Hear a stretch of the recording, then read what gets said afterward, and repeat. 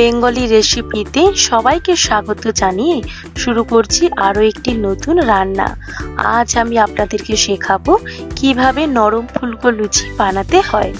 আমরা অনেকেই লুচি বানাতে পারি, কিন্তু ঠিকঠাকভাবে ফুলে না, অনেক রকম ঝামেলায় পড়তে হয়। সমস্ত টিপস সহ আজকে আপনাদেরকে সেটাই শেখাবো।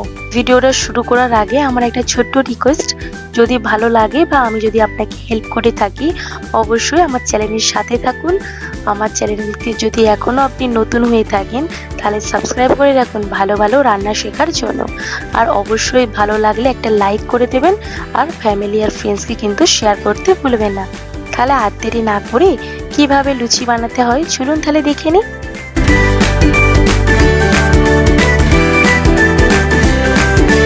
প্রথমে একটা বোল নিয়ে নিয়েছি, একই সাথে দিয়ে দিচ্ছি 1 কাপ ময়দা, একই সাথে দিচ্ছি হাফ টিস্পুন লবণ, আর একই সাথে দিয়ে দিচ্ছি 3 টিস্পুন চিনি। একই সাথে দিচ্ছি সয়াবিন অয়েল 1 টেবিল স্পুন। ভালোভাবে উপকরণগুলোকে মিশিয়ে নিচ্ছি। শুকনো উপকরণগুলো ভালোভাবে মিশে গেছে। দেখুন হাতে করে মুঠো করতে একটা মুঠো হয়ে যাচ্ছে, আবার একটু প্রেস করলে কিন্তু ভেঙে যাচ্ছে, তার মানে একদম পারফেক্ট হয়েছে। একটু একটু ঈষৎ উষ্ণ গরম জল দিয়ে ভালোভাবে একটা ডো তৈরি করে নিচ্ছি। ওই বেশি শক্ত না, একদম পাতলাও না, কারণ চিনি আছে ওটা গলবে, তার মানে একটু মিডিয়ামে রাখবো।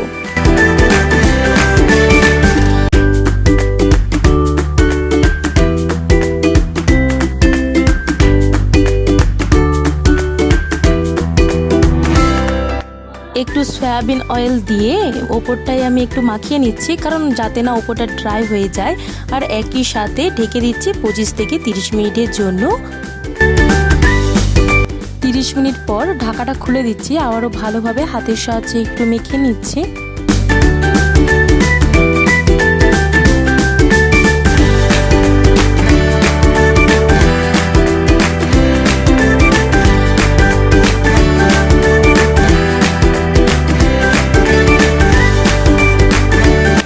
ডো থেকে ছোট ছোট নেচি কেটে নিচ্ছি, তারপর হাতের সাহায্যে ভালোভাবে গোল করে নিচ্ছি।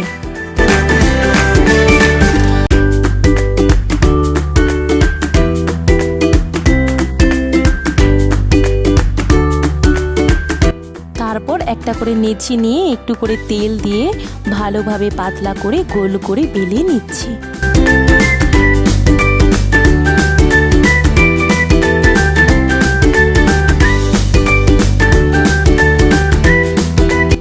অন্যদিকে চুলায় একটা কড়াই বসিয়ে দিয়েছি, আর সাথে দিয়ে দিচ্ছি সয়াবিন অয়েল। তবে এটা একটু ডুবো তেলে ভেজে নিতে হবে, আর তেলটা কিন্তু ভালোভাবে গরম করে নিতে হবে।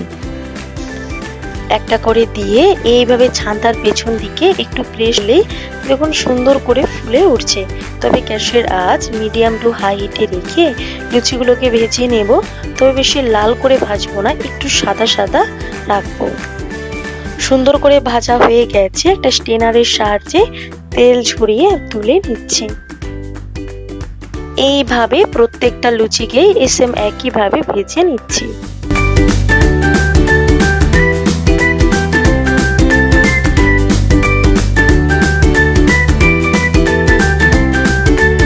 তৈরি হয়ে গেল নরম ফুলকো লুচি। এটা চিকেন কষা সাথে সার্ভ করতে পারেন। আমার চ্যানেলে কিন্তু চিকেন কষার রেসিপি রয়েছে, কিংবা আমার চ্যানেলে ছোলার ডালের রেসিপি রয়েছে, সেটাও দেখে নিতে পারেন। তাহলে ফ্রেন্ডস, আজকের মতো বিদায়। অন্য কোনো রেসিপি নিয়ে আমি আবার হাজির হব। তখন সুস্থ থাকবেন, ভালো থাকবেন।